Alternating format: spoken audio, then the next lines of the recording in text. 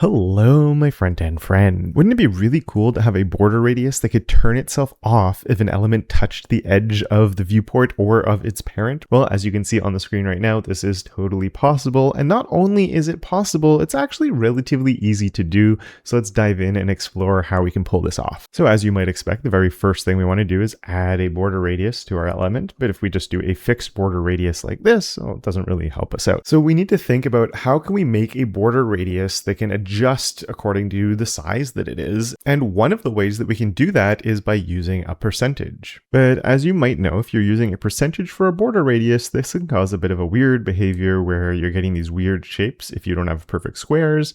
And this is also working a little bit backward from what we need, because the larger we get, the larger the border radius, and the smaller we get, the smaller the border radius. And we need to figure out a way to invert that so we can get to 0 when we're at full size and have a border radius when we're not at full size. But of course, that raises a really important question. How can we get something to work backward like that? And we don't have a unit that actually allows us to pull something like that off, but there's actually a clever way that we can accomplish this by using a little bit of math. If we set the border radius by looking at the viewport width and subtracting 100% from 100 viewport width, and that might sound a little bit weird, but what it means is the closer we get to the edge here, the closer these numbers are to being the same. So if we just assumed that 100 viewport width would be 1,000 pixels, and we are around 50% of the size of the viewport, we'd essentially be saying that our border radius is 1,000 pixels minus 500 pixels, giving us a border radius of 500.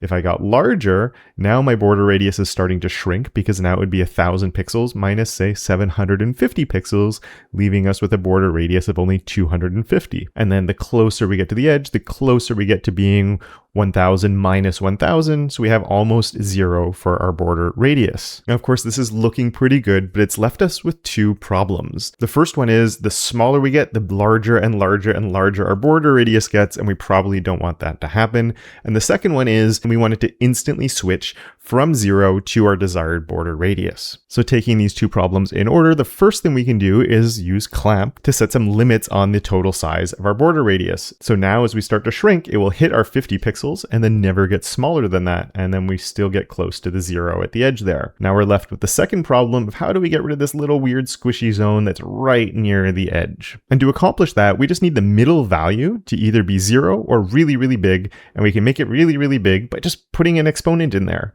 And now we're saying that this number is either gigantic, which means it's going to clamp at the 50 pixels, or it's instantly going to switch to 0, and then it's going to be our 0 value there. And as we can see now, it will instantly switch when we get to the edge of our viewport, which is fantastic. And as cool as this is, there is a big problem with this, because it's not always going to work, because a lot of the time you are going to have a scroll bar on your page.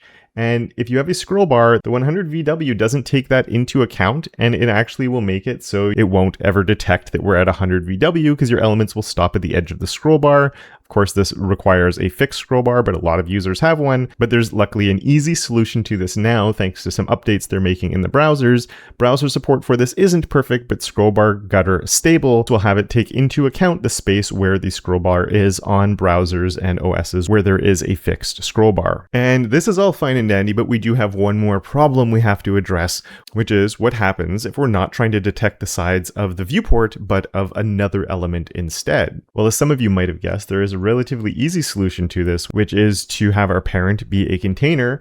And by making it a container, we can switch our viewport units to container units instead. And just like magic, we'll know when we're taking up the entire width of a container as well. And a handy thing of using container query units like I did here is that if you don't have a defined container anywhere, it will just use the viewport instead anyway. So it will work in all the different situations that you might run into. And I can't leave this video without saying a very big thank you to my sources for this, which are Adam Argyle and Ahmad Shadeed. Ahmad actually came up with this back in 2021, or at least that's when his blog article was written, and I found that recently thanks to Adam Argyle's open props, where he was using something like this and referenced Ahmad's article. So thank you to them, and of course a very big thank you to Johnny, who's my enabler of awesome, as well as all my other patrons and channel members for their monthly support. And of course, until next time, don't forget to make your corner of the internet just a little bit more awesome.